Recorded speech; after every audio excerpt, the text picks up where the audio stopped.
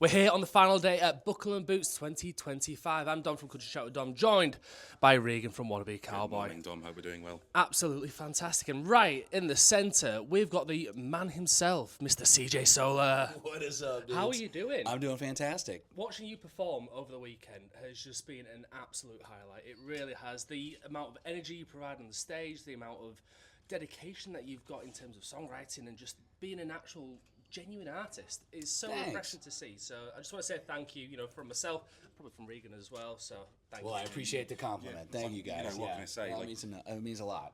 Well, it's a perfect segue actually, because we've been meeting great loads of artists and talking about how they get their songwriting talent and stuff like that. But yourself, you seem to be a man that just knows how to do it. So, what's funny is, I started trying to write songs when I was pretty young, like middle school. And I found out about Nashville when I was in 8th grade, which that probably doesn't mean anything to UK fans because I know it's different over here. I think it's but pretty I was much like similar. Like 8th grade is like year 8 for us kind of. Yeah, I was like 12 or 13, whatever that is. Yeah. And found out about Nashville and kind of fell in love with country music and the whole songwriting scene and just really dived in and actually started thinking I was going to go to Nashville to do this place called Belmont University. Yeah. They have a music business program, and I thought, ooh, cool, I'll get into the music business. And then whenever I was getting a little further down that road, I went and did a meeting with like an advisor at the university, and they're like, sounds like you want to be a songwriter. I was like, well, that's my favorite part of this whole thing. And they're like, we have a songwriting major. So I actually ended up majoring in songwriting at Belmont University in Nashville, and that just kind of allowed me to be in Nashville for 4 years and just really network and meet a lot of other upcoming songwriters and kind of figure that whole thing out. And I was very fortunate my last semester to have an internship at this company called Seagale Music that Brad Paisley was a co-owner of with two of his buddies. And a couple weeks into that internship, they ended up listening to some of my songs and offered me a songwriting deal. So I was very fortunate to have gotten a professional songwriting deal when I was 21 years old, which was 11 years ago. And you can't tell. Honestly, you can't. Like we're I'm in late 20s. He's in his 30s. It's always like similar ages here. But that must have been an amazing experience. That kind of thing. Man, it was so crazy. And I had written some cool tunes with some good buddies, but getting plugged into the professional songwriting world just really helps. Getting to work with like unbelievable songwriters day in and day out just makes you better. Just curious that's then. One of the best things about Nashville. When you go into like an internship then, when you get into these record places, how hard is it then, as an artist who's just, done a major in songwriting, who's starting to get your feet in the ground and you start to get noticed by these people, in terms of actually getting into those internships and getting into university, how difficult was that then? Getting into the university wasn't that hard because my grades in high school weren't that good, but they needed kids for the songwriting program. So that wasn't that hard. Getting the internships was hard. What's crazy is with the Seagale thing, one of my neighbors worked there. Yeah, and that's perfect. I mean, it's so crazy. And a guy named Freeman, who's become a good friend, lived 2 houses down from me, and I just hit him up as an emergency. I was like, hey, man, I have to get enough credits to graduate, I have to intern somewhere. And I was like, I don't really know a ton of companies. Like I knew of the companies, but I didn't personally know anybody. Yeah. And I had never asked him for anything music related. I knew he was in the business. And he was working at Universal, swapped to Seagale. He goes, man, I can either hook you up with the Universal people or you can come where I'm at now. And I'm like, well, I already know you. Might as well go where you're at. Exactly. And I knew that Brad Paisley was a co-owner. I had read Brad's book. That just helps nicely. Yeah, I knew Brad. Yeah. I had read Brad Paisley's book, and I was a big fan. So I was like, dude, I'd love to come there. And yeah, it's just crazy how that all worked out. Getting the internships can be pretty hard because you have to kind of be in college or uni, as you guys say. So you have to be because you're basically working for free. They're not paid internships; they're free. So you're giving your time in exchange for college credit. But yeah, that was a real blessing, and I know not everybody gets to move to Nashville while they're in college and get that experience. So that was a real blessing for me. But I had spent, the entire first part of my college career.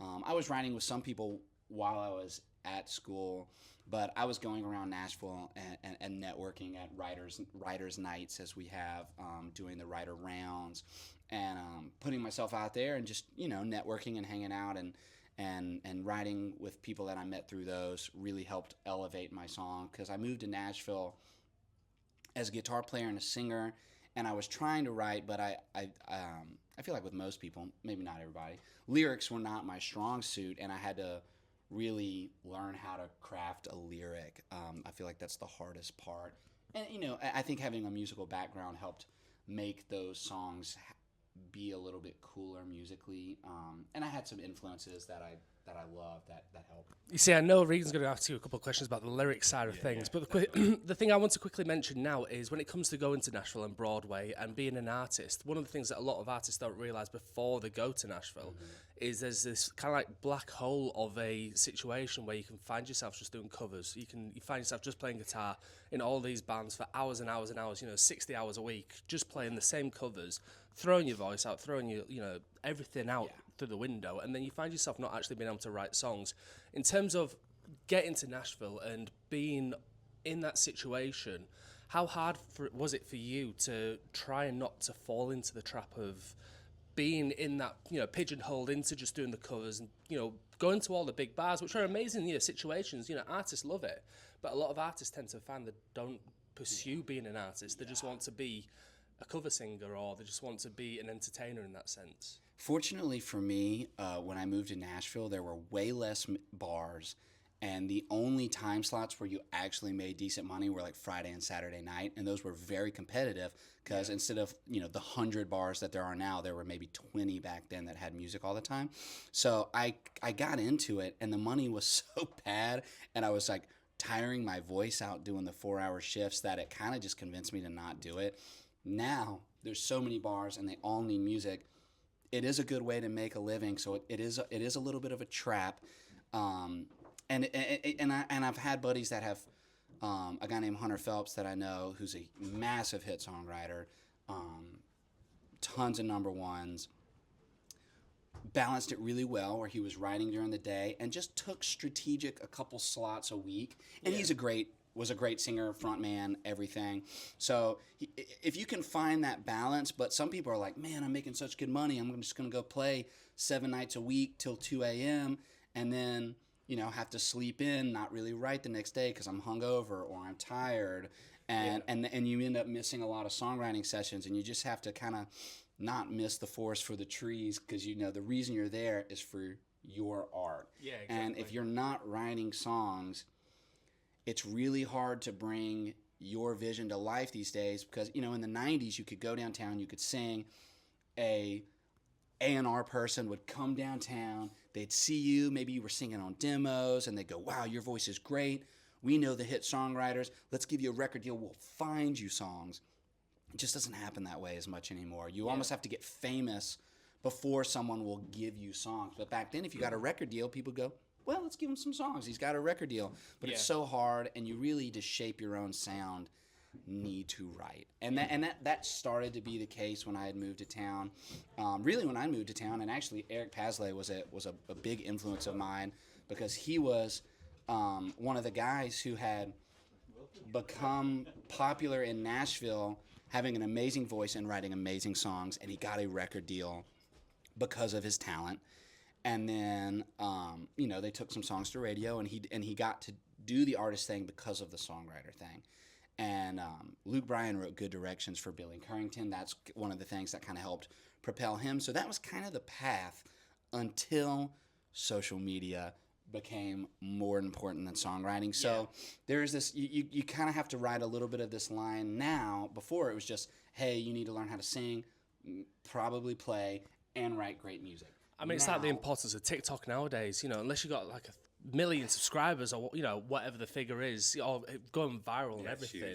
Trying to get hold of those, songs and those co-writes and getting into the room, it's very much difficult. And what's sad is getting into the room now, is more about the numbers than it is how good you are. So that's become another piece to the puzzle now. Every artist has to work their social media, and it's crazy. The numbers that really get attention these days are like hundreds of thousands, if not millions, before labels even really want to take a look. So you really have to become an independent artist. And I know a lot of the country artists in the UK talk about being independent, but there's a lot of artists in the States that are now independent.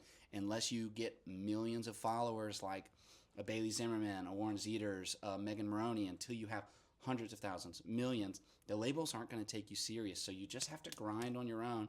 And there's a way to have a career without the major labels now, which really wasn't as much of a thing 10 years ago. But you have to just work yourself, and then hopefully one day you have something pop, you have a song go viral. Chris Jansen was doing a independent for a really long time before Buy Me a Boat. It got played on the radio, but it helped it go viral in a sense. Yeah. And Buy Me a Boat is what, 15 years into his career helped propel him. Yeah, He'd been around a long time. Yeah. So you just have to stay at it. And, that hard work over time and some luck, can eventually, hopefully, get you to the place you want to go. Yeah, that's like the power of social media. It's crazy. Like, you look at artists still coming up, Tucker Wetmore, his songs on TikTok have just been absolutely everywhere. Social media it's a definite promotion tool for obviously the younger generation, of all technology, that kind of things. But before we deep dive into your songs, there's one thing I need to ask. You're the man that co-wrote Up Down with Morgan Wallen. That must be incredible. I co-wrote that song with Hardy and a guy named Brad. Morgan actually didn't write that song with us, but I know at the front of that music video, him and Hardy are like writing the song. Not necessarily how it went down, but it helped. I can't let that get in the way of a good story. Can't let that get in the way of a good story. But yeah, man, I wrote that song with Hardy back a long time ago. Neither of us really had a whole lot going on. We were pretty early in our songwriting deals, and me and Hardy had been connected with our companies pretty early, and we just immediately hit it off. And we had about a weekly co-write for a good number of years, and he actually played in my band with me on the road for a few of those years as well. Yeah. And just a massive talent, and we really didn't think anything of Up Down. When we wrote it, we knew it was a fun song. We actually didn't even write the second verse until about a year later. Fortunately, our third co-writer, Brad Clausen, who's an awesome guy, came back and kept coming back to us and going, guys, there's something to this song. And but what's funny is the labels at that time were telling Hardy and I that the Redneck Party song was done. They were like, it's boyfriend season, it's Die a Happy Man, it's Body Like a Back Road, it's poppy, and it's lovey-dovey. It's not drinking and redneck right now. And little did we know it would just take an artist like Morgan Wallen, who was a drinking redneck, especially at that time, to come along and find the perfect song for him. And, fortunately for us, we were able to, be a part of that ride for Morgan, and it was his first #1 song. It was also Hardy and I's first #1 song. It was a big song. So yeah, that was really cool. Before we go into the your own songwriting, then, in terms of actually writing songs for other people and getting into these co-writes with other people, and then actually pushing it to the labels, what is that whole process like for anybody that does want to say pursue the songwriting course, to go down this route? How do you find it? How do you get into the through the door? Is it just getting yourself to university and doing those degrees? Getting attention of people in Nashville definitely helps, especially if you're only wanting to be a songwriter and get songs to other artists. But one of the other things, Hardy's obviously a huge name now, but getting to Nashville as soon as you can to network with other songwriters is really key if you want to be on that side of the business. Fortunately, with social media now, you can either make trips to Nashville just to write songs. You can get those songs put onto TikTok and Spotify, and you can get them out everywhere now and build your following online. You don't have to be in Nashville, but if you're wanting to have behind-the-scenes success, you really have to be there, and you have to catch the artists on their way up. I used to have these little, back deck hangs at my house where we would just hang out, have a little bonfire. We'd play pass the guitar, me and all our friends, and I name drop Hunter Phelps, another guy, Jamison Rogers, who's had some success. Me and Hardy and a guy named Jake Mitchell co-wrote his first #1 song called Some Girls. That's my other #1. And Jameson was just hanging out at my house and heard us play that song and was like, guys, if I ever get a record deal, I want to do that song. And we were like, cool, man. And a couple years later, you got a record deal and you cut the song. I've got to say, though, I've had Jameson on my show twice now, and he is one of the most down-to-earth guys that you could ever speak to. You know, I've spoken to a couple of the other, you know, towards the A-list. Not A-list because it's just me. But, you know, it's crazy how down-to-earth, you know, these artists are, particularly when it comes to, like, co-writing and even taking your songs. It's like, wow, this is brilliant. I just wanted to say that. Yeah, what's crazy, Jameson is an incredible songwriter himself. So, you know, that's it's a big, I don't know, you know, tip of the cap to other writers whenever someone who is also a great writer wants to record one of your songs. And I actually had 2 on his debut project that I co-wrote with Hardy. But Some Girls ended up being the hit, and I was obviously incredibly fortunate for that. But yeah, you just never know, and a lot of it just comes from the right place, right time, and just putting in the work of writing a ton of songs. Like, you know, people hit me up sometimes and they're like, I've written 5 songs and I think they're great. And I'm like, they might be, but it's not even about the song being great. Obviously great is a given, but it's how many songs you write and and you just never know what artist is going to take off that you co-write a song with. So it's really just putting yourself in as many situations and rooms as possible, especially on the behind the scenes part of it. Because, I mean, Blue was saying this, you just never know. Did he know Ashley McBryde was going to end up taking off? Obviously, you can see talent, but it doesn't always translate to fame. So you just got to, you know, try to believe in people and work with them and see what happens. And I'm drawn to talent, so I love working with other talented people.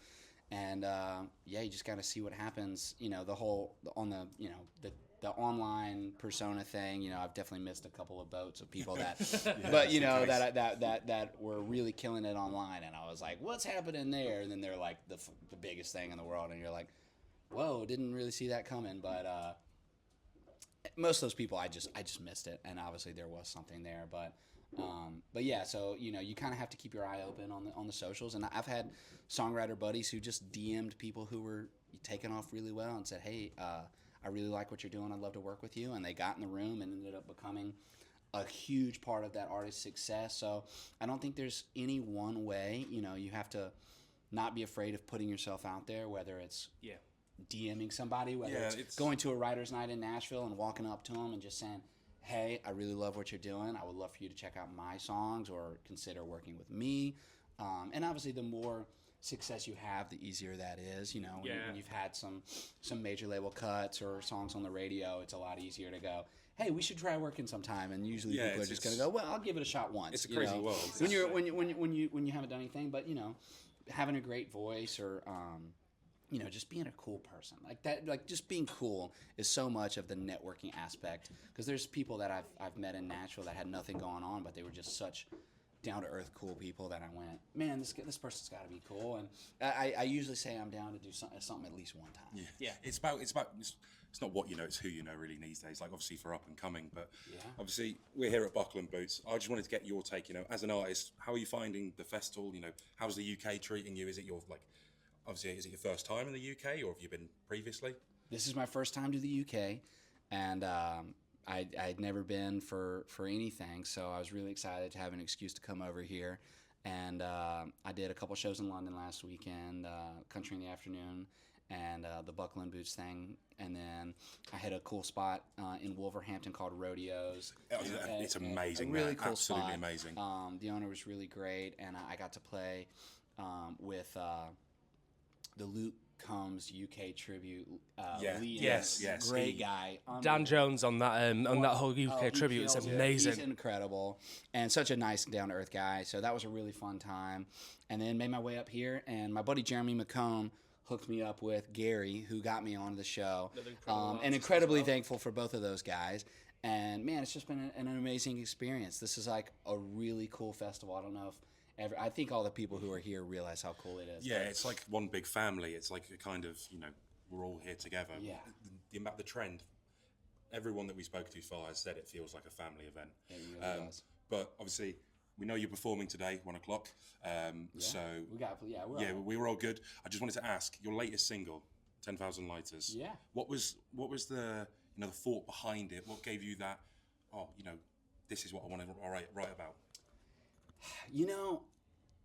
What's funny is, I always try to think of really artistic things and then try to find a way to bring them into a normal thought without totally overcomplicating something for the fan. So in my thought process, one night I was out in the country and I looked up at the stars and I was like, man, you know what? This must be what it's like to be the Rolling Stones and have everyone in the crowd take out a lighter. You know what that's what I was thinking as I was just looking up at the stars. I'm like, man, that's cool. And I thought that would be a cool concept for a song. But I was like, well, how do I make that a thing? And I thought, well, if you and a girl were just laying in a truck bed and hanging out, it's almost like the stars are the fans, cheering you guys on. See, that was kind of the thought. I always with that. thought that was a fascinating story, though. I can't remember which exact artist it was, but I think it was to do with the Rolling Stones when one of the artists had to come out onto the stage, but the power was so dark that they couldn't actually see, so they asked the audience to hold the lighters, and that's cool. That's where it was born. That's cool. Lighters in the air. I just find it so fascinating. Yeah, I mean that's just an old school rock and roll thing unfortunately we miss these days because nobody carries lighters; they have phones. So it's similar but not quite as cool. But yeah, I mean it's a cool thing, and I grew up loving rock music, and the Rolling Stones were one of my favorite bands growing up. So I name dropped them in the song, and I thought it was kind of cool. I released that song the night of my first show in London, so I thought that was kind of cool to put out a tune where I name drop one of the biggest bands in the world, but a UK classic. What can you say? You've got to get it in. I thought that was cool to release that song, so I kind of was strategic about putting that song out while I was over here. So yeah, I've actually sat on that song for a good number of years now, and just for whatever reason it hadn't made sense to put it out yet, and I've always loved it, and I hopped in the studio with my buddy Nick, and we got a really cool version of it. Yeah, I was gonna say, would you say that's your favorite release, your favorite song you've released, or have you got one? I feel like I only put out songs that I love, and I write so much. I have so many songs in my back pocket that I could release songs once a week for a few years and never run out, because I've just written probably a few thousand songs at this point, just of writing almost 5 days a week for the last 11, 12 years. So I really just try to only release songs that I just truly love myself. And I hope that fans, when they hear those songs, will also love them. I know I'm biased because I wrote the song that I love it. But I'm pretty hard on my songs. I definitely don't love every song I write. I did take a college course from a massive Hall of Fame songwriter named Tom Douglas, who wrote The House That Built Me and numerous other big hits. And he told me that the amount of songs of his that were truly great and usually wound up being a significant song in his catalog was about 1% of his songs. And I'm finding pretty similar odds. So 1 in 100 songs actually end up being worth something.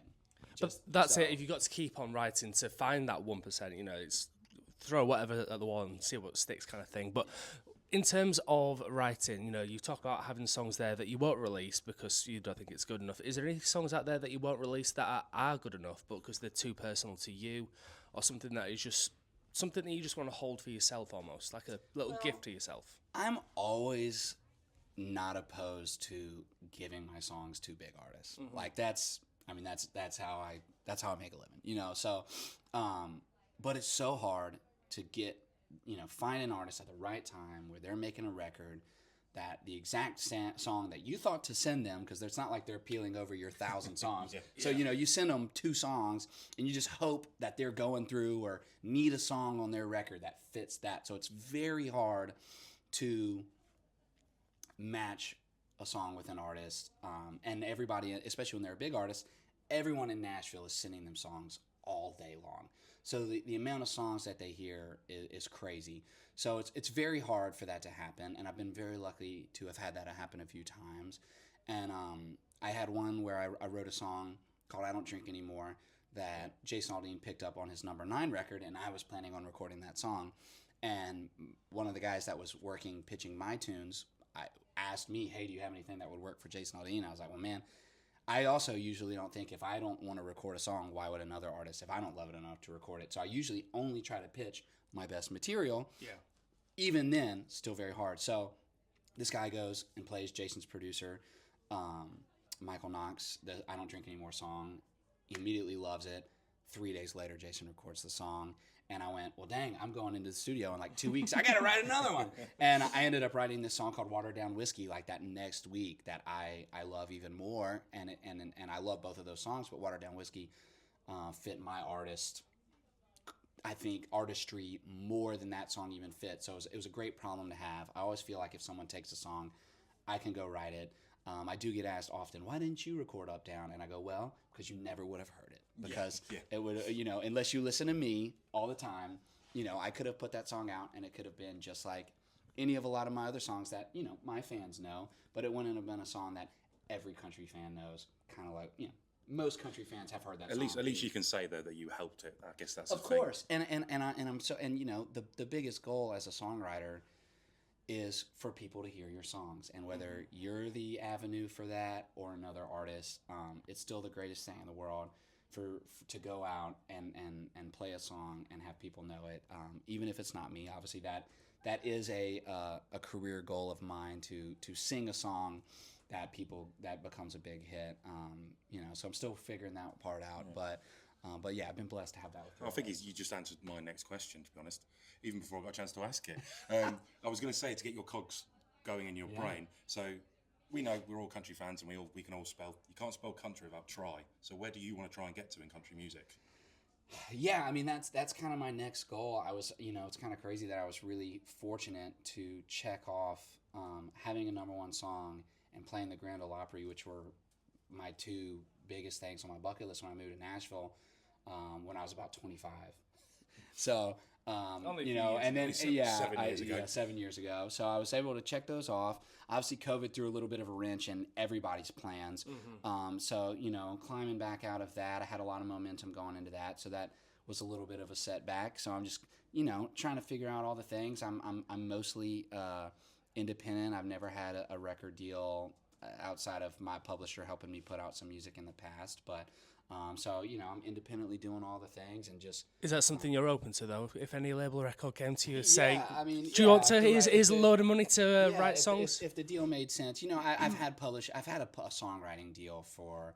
The last basically 11 years. I left my last company a few months ago, and I'm looking for new songwriting deals now. But I've never had someone really pushing my artist career. So I find it fascinating because a lot of people say you don't really make it until you've got like a record deal or a label deal, but that's sometimes not the case because label deals have these set criteria that you need to write X amount of songs within an X amount of time. Yeah, and, it's a lot more work, and obviously they're putting their money to you to. Yeah, well the business has just shifted so much in the last handful of years, especially post COVID. You almost have to create value for your songs and your artistry before a major company. I joke that the music business has basically become one big game of Shark Tank. If y'all watch the TV show, they'll see, you go in front of, and there's only like 5 labels in Nashville anyway, so it's basically like the TV show. You go in front of all of them, and they go, cool, the product's good. What are your sales?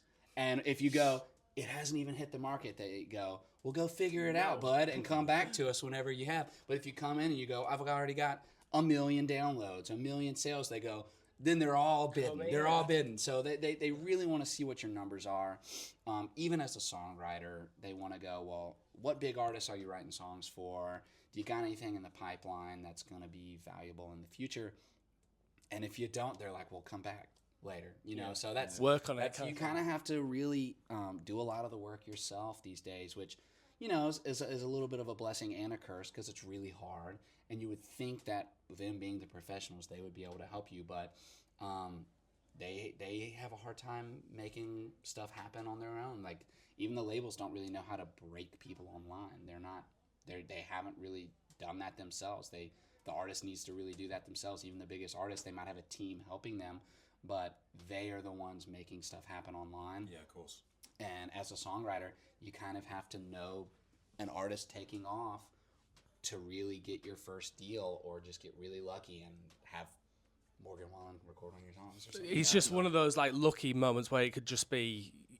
It's so random sometimes how it can happen as well. It's just like you were saying earlier about writing a song, and it's got to be the right person with that right feel, with the right kind of like album that they're creating. It's fascinating. Now, in terms of singing and songwriting, if you was to choose one, if you had to choose one as your favourite, That's a good question. what would it have been? So I feel like I get this question every now and then, and my cop-out response is that I don't like doing one without the other. Yeah, exactly. I mean, you won't be able to. They go hand in hand. Well, even think if I was just writing songs, I would want to at least go play writers' nights to have. I don't like really playing shows if I'm not playing a large majority of my own songs. I do love playing covers every now and then, but if I had to go play nothing but covers, I don't find it that rewarding. So the rewarding part to me is knowing that my songs are reaching people, and the most rewarding part of that is doing it myself.